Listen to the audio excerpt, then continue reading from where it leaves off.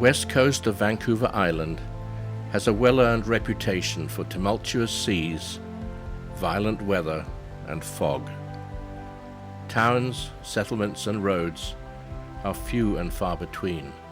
Beyond the far horizon, Japan is the next significant piece of land. Battered by the restless expanse of the Pacific Ocean, the coastline is fragmented into a series of sounds. Larger vessels must make the journey around the top and bottom of Vancouver Island, but once on the west coast, they are only exposed to the open ocean for 20 to 30 miles between each of the sounds.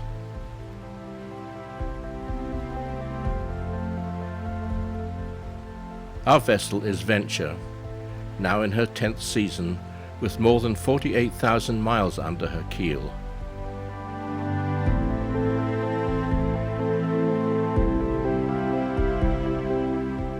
Most boats head south down the west coast, but we chose the opposite direction and have a bumpy ride up the Straits of Juan de Fuca. We spend the night in Port Renfrew and continue on to West Bamford, where we moor at Mills Landing. Chris launches the tender to cross over to East Bamford, which is connected by road to the rest of the island. West Bamford is more rural.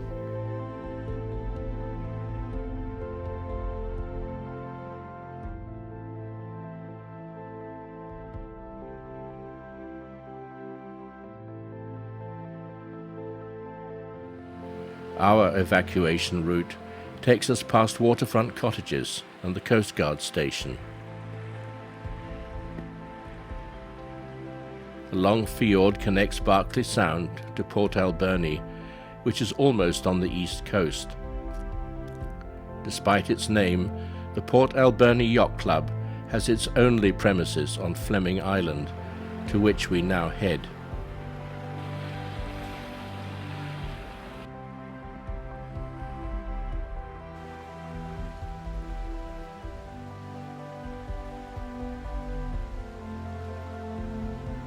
Here we receive a great welcome and are made to feel very much at home.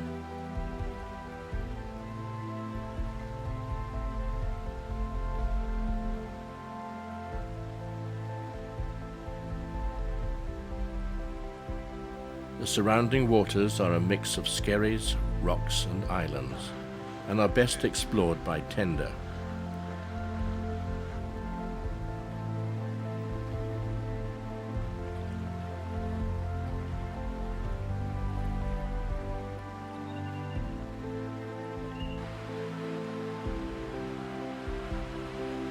There are numerous caves.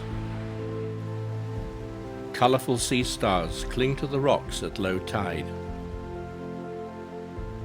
The plumage of this ruddy turnover blends with its surroundings.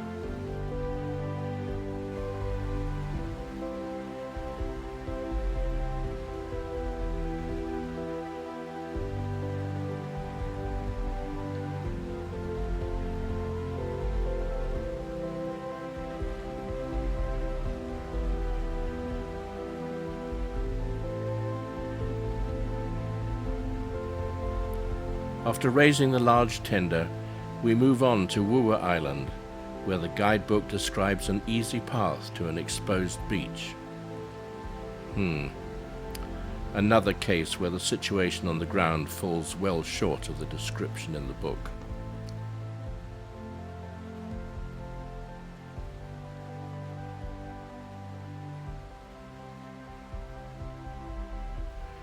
Chris brings the small tender to collect us from a beach, densely packed with logs.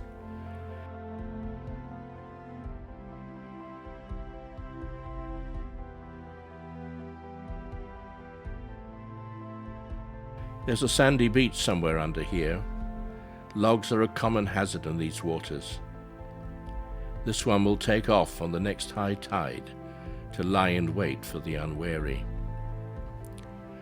Christine slips while boarding the tender, proving that the self-inflating jackets do indeed self-inflate.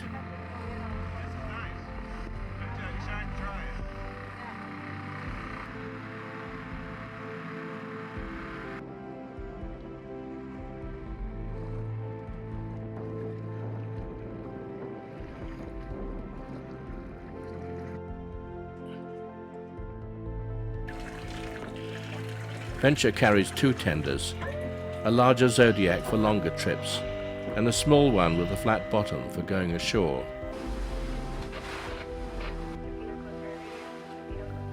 We crossed the mouth of Berkeley Sound to the town of Ucluelet, home to many commercial fish boats.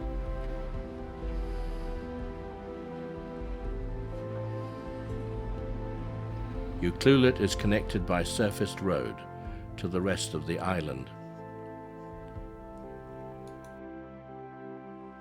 We awake to a misty morning. Quite by chance, we arrive on the occasion of the Yuki Days parade.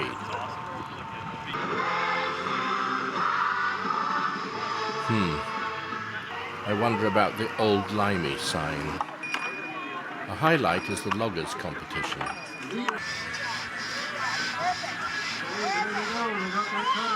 We're doing very well. I'll check down there on the left and Lambert over here on the viewer that's pushing the wood out. That's that man over here pulling it out. It's going to be This is a scary competition. Watch the guy in the foreground. This is a handicap event, and he started last, 40 seconds after the guy at the far end.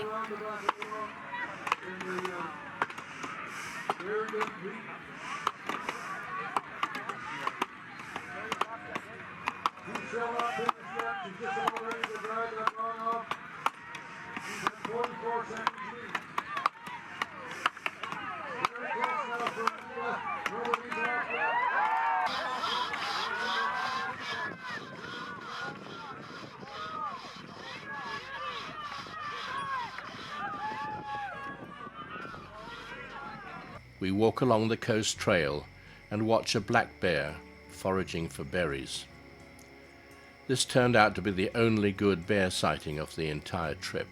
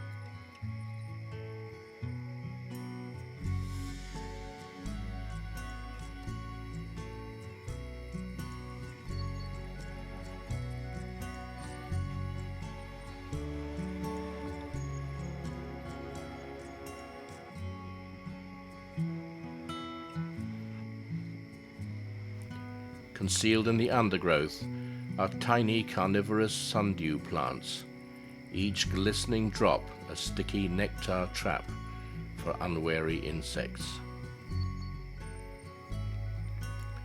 Gnarled and deformed trees are evidence of the severe weather for which this coast is famous.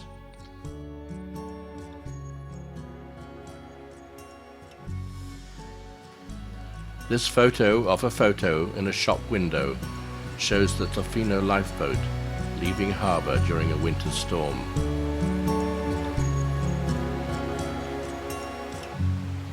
For ourselves, we have a smooth ride on the short passage to Clayoquot Sound. This fog bow is a reminder of what we can expect. We are spared all but glimpses of fog until much later in the trip, but its ghostly presence is our constant companion.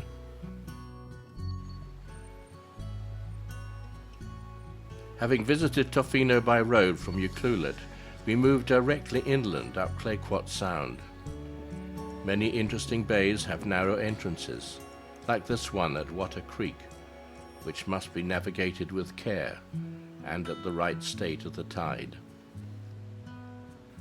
The sterling weather exceeds all our expectations.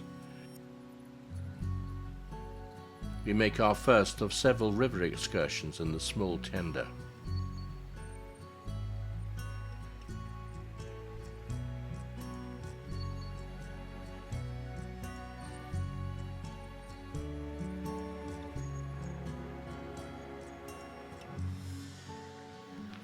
The water is shallow and crystal clear.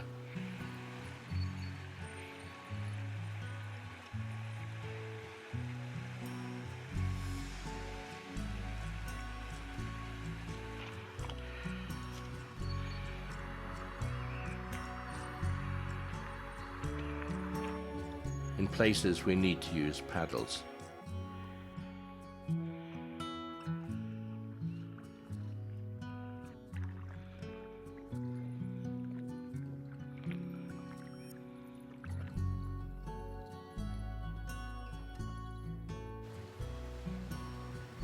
Strangely, the water is brown at the mouth of the river.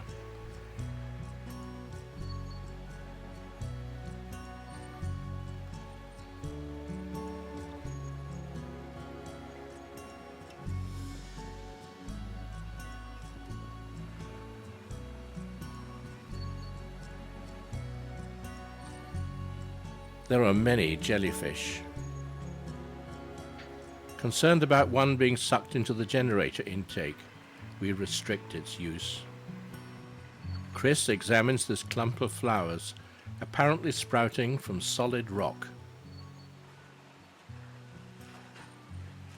Nootka, the next major sound, is of great historical significance. We go first to Resolution Cove, where Captain Cook anchored his ship, Discovery, in 1778.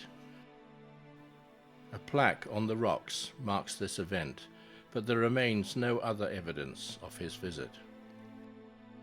We cross the Sound to Friendly Cove and anchor below the lighthouse, built in 1911, which we later visit to learn that powered by a 35-watt bulb, its light can be seen for 16 miles.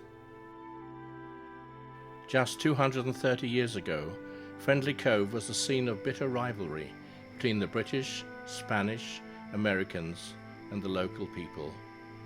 It was the center of a bustling trade in otter pelts, which ultimately led to the total elimination of sea otters along the entire coast, as well as the demise of the local inhabitants, who had been living here during the summer months for 4,000 years.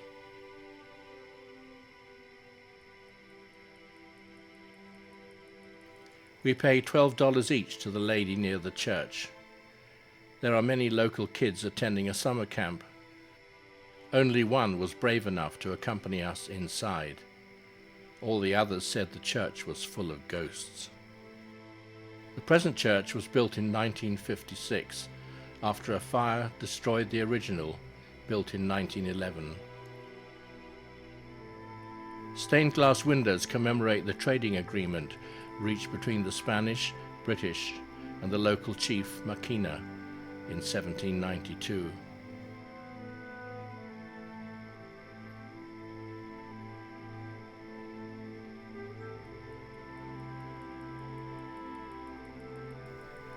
Outside, a totem looks out to sea, welcoming visitors from all around the world.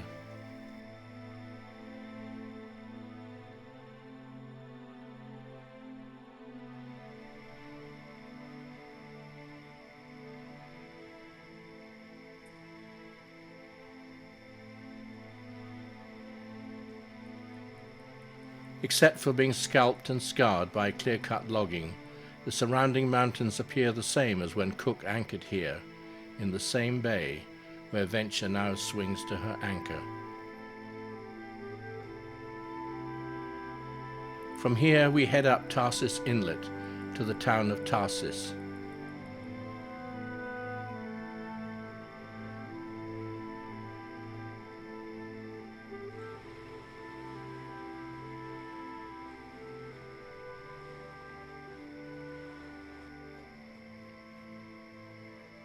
Here we are directed into a tight spot in Westview Marina.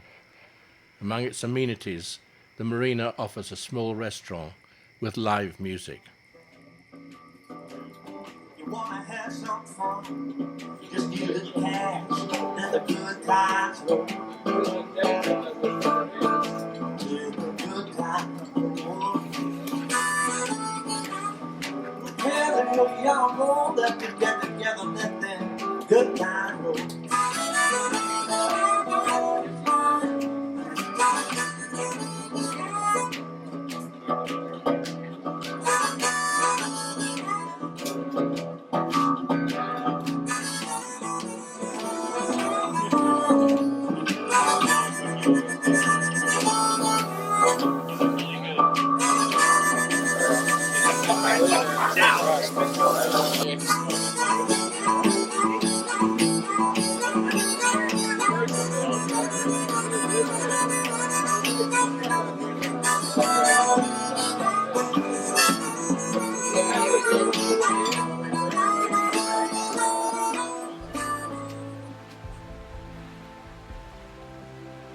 We reverse our course down the inlet into Tarsis Narrows.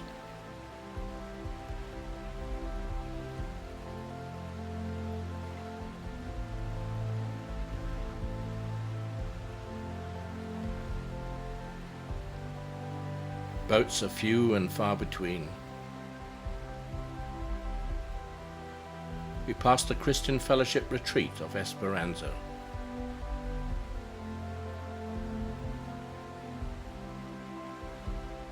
Fish farms are a common sight.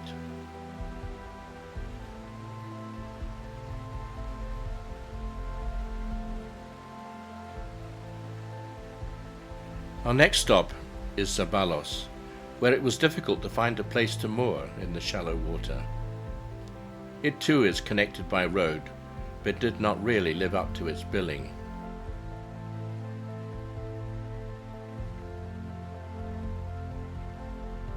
The streets are quiet. All is calm and still when we leave the following morning.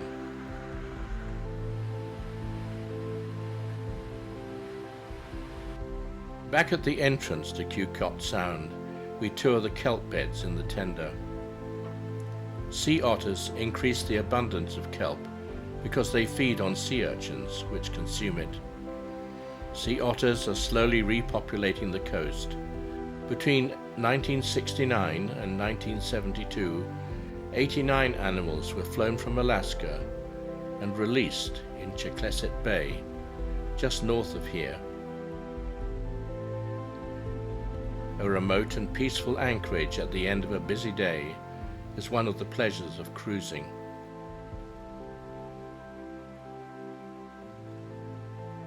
Mist hangs over the small settlement of Walker Cove.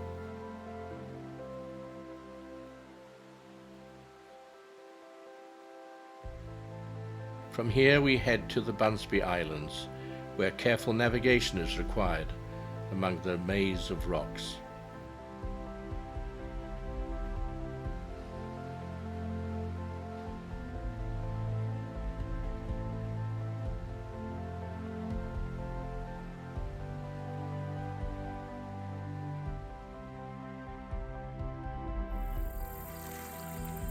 We go ashore and walk along a beach in Battle Bay.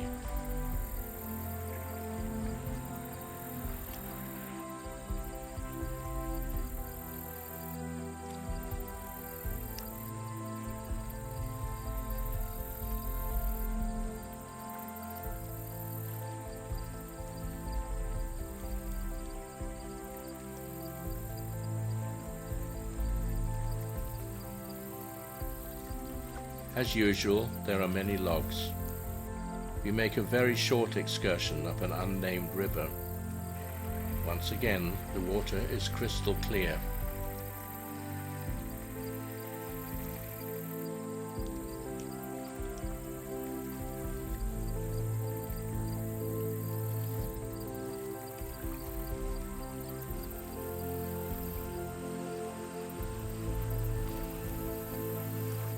The Brooks Peninsula is a major landmark on the west coast of Vancouver Island, and rounding it is always a cause for celebration. We are blessed with fine weather, allowing us to circumnavigate Solander Island just off Cape Cook to look for puffins and stellar sea lions.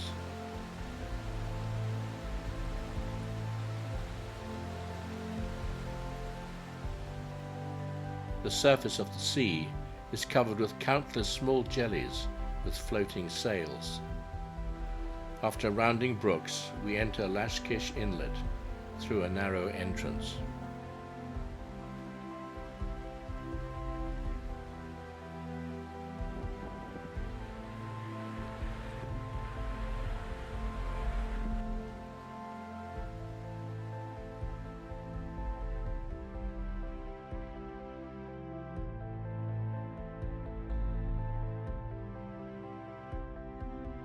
The lower branches of trees are submerged long enough at high tide to grow barnacles. We proceed deep into Quatsino Sound and through Quatsino Narrows to the small town of Cole Harbour, and thence to the Marble River, where careful planning is essential because at low tide The entrance is barred by sandbanks.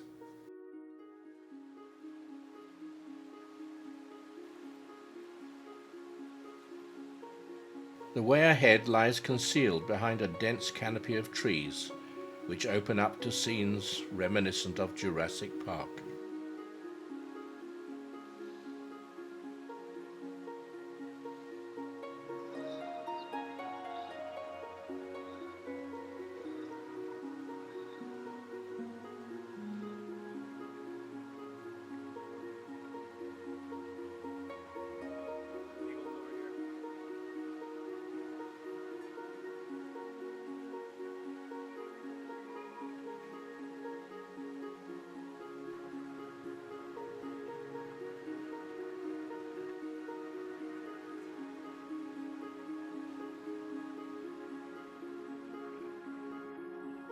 Here, a cave, large enough to enter in the tender.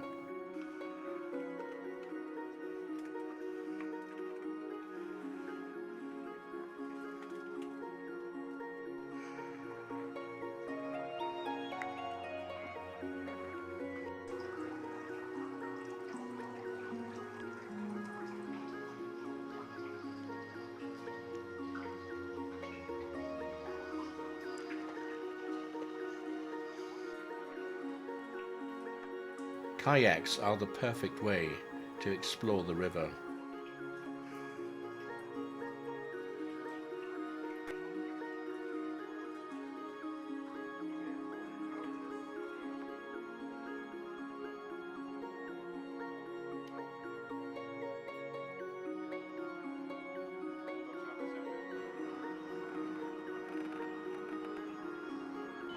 Even at high tide, shallow spots are a challenge.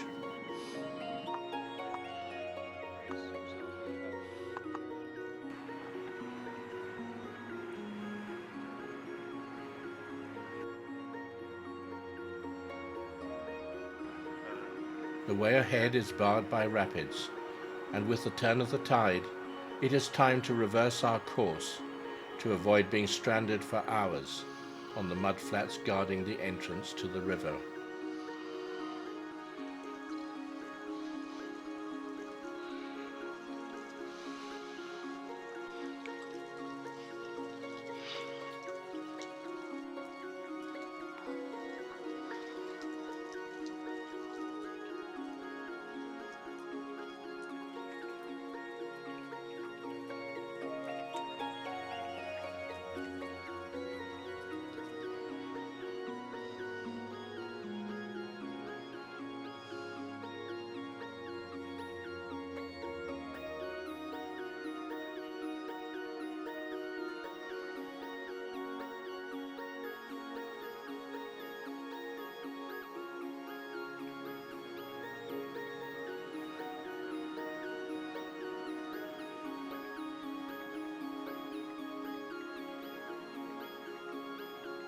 With the sun at our back, one side of the river is cast in deep shadow.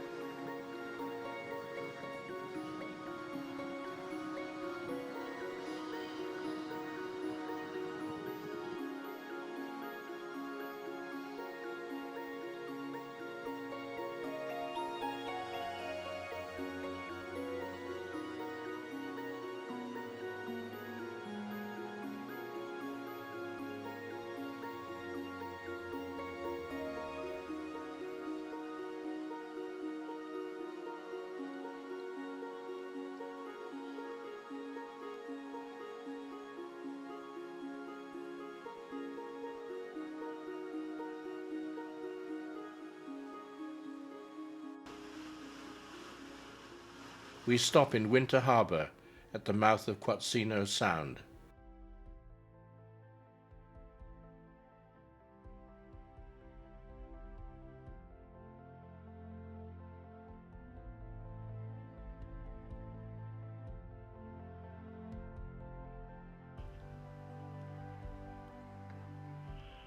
Sea otters hunt close to the boat.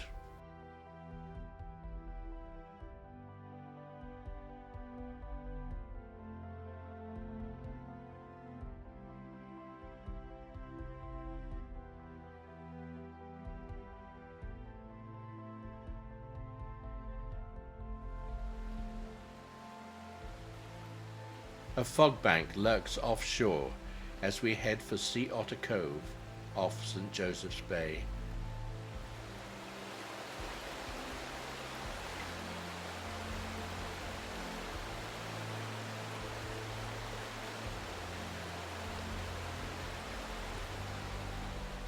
Several other boats are anchored here, including one group which has spent 3 weeks clearing garbage from remote beaches.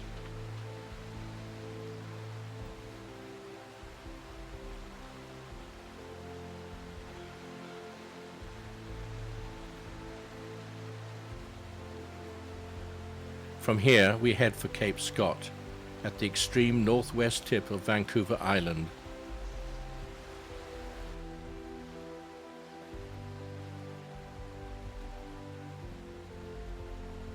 It is here that fog finally wraps us in its embrace.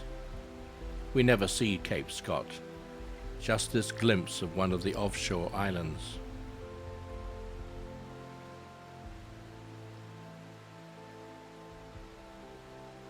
We turn east, cross the infamous Nawiti Bar, and head for Bull Harbour on Hope Island, enveloped in fog until after we enter the anchorage. The following morning, it lies in wait for us at the entrance to the anchorage. We use radar to guide our way.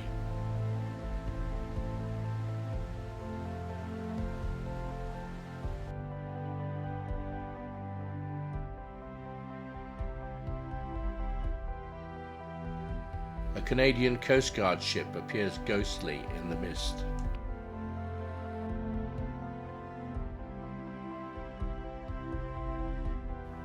From Port McNeill, we divert from our circumnavigation of the island. Before continuing south, we take a diversion across the Queen Charlotte Strait to the Broughton Islands on the mainland to renew our acquaintance with the Roaring Hole Rapids.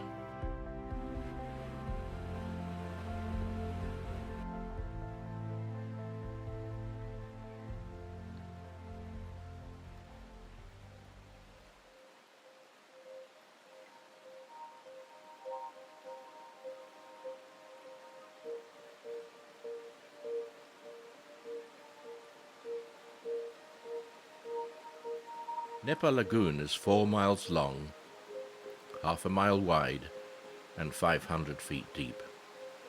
Every 6 hours, at the turn of the tide, the water streams in or out of this large body of water through a narrow channel only 40 yards wide. The channel is flat calm at slack water, but a raging maelstrom at other times, so timing is critical. The chart reads, high water slack occurs 2 hours after high water at Alert Bay.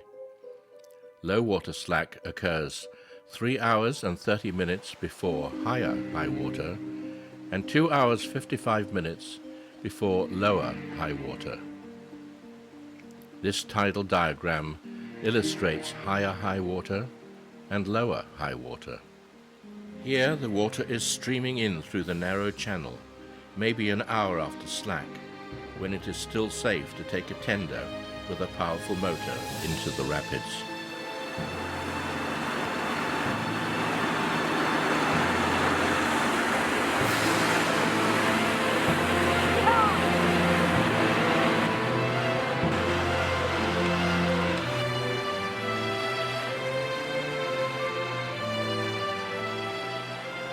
We return later to watch water pouring out of the lagoon at full flow, taking care to stay well beyond the main stream.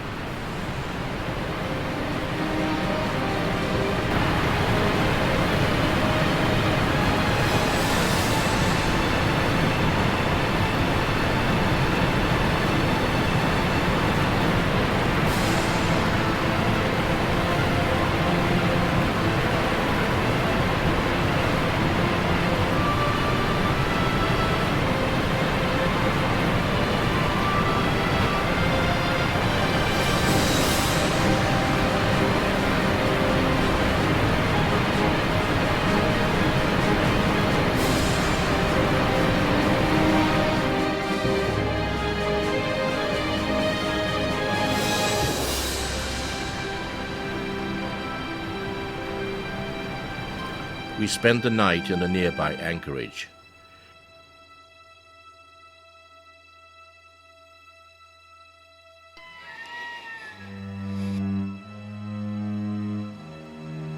Using the depth finder in the tender to check the depths at low and high water slack, we judge it safe to take venture into the lagoon at high water slack, when, just for a few minutes, the water will be flat calm. It is hard to believe that within 2 hours this will once again become a raging torrent.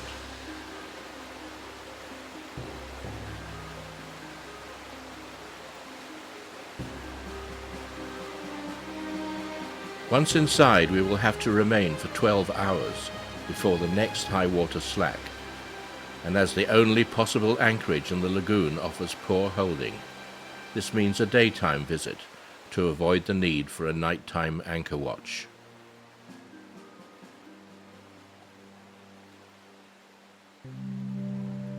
We find ourselves in a lost world as we cruise the length of the lagoon.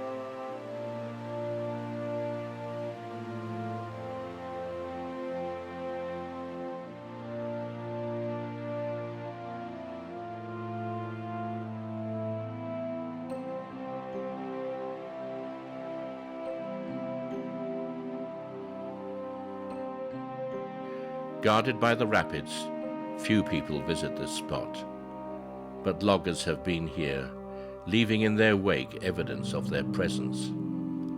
Here, an ancient donkey engine,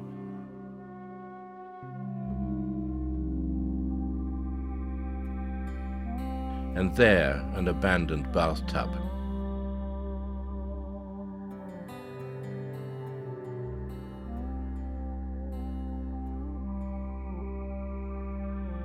Behind a narrow screen of trees, debris from clear-cut logging, like a gigantic game of pickup sticks, bars our progress. Strange mosses hang from the trees.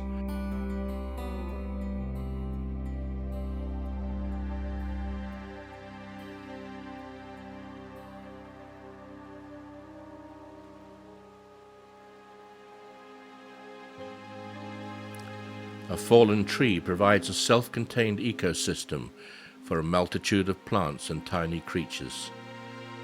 Lichen, with the lovely name of Methuselah's beard, festoons the trees. A multi-armed sea star lurks beneath the clear water.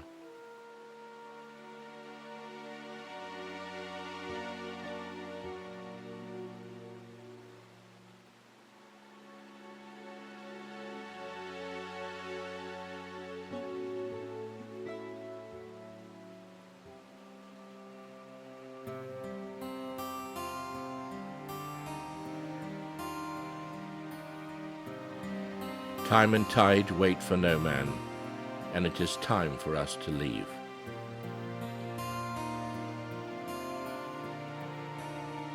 Disturbed water creates a layer of gauzy mist. Its presence and the uneasy movement of the currents are evidence that the tide has turned. Within a few minutes, Roaring Hole Rapids will once again be true to their name, as they dance to the tune of the ceaseless tides.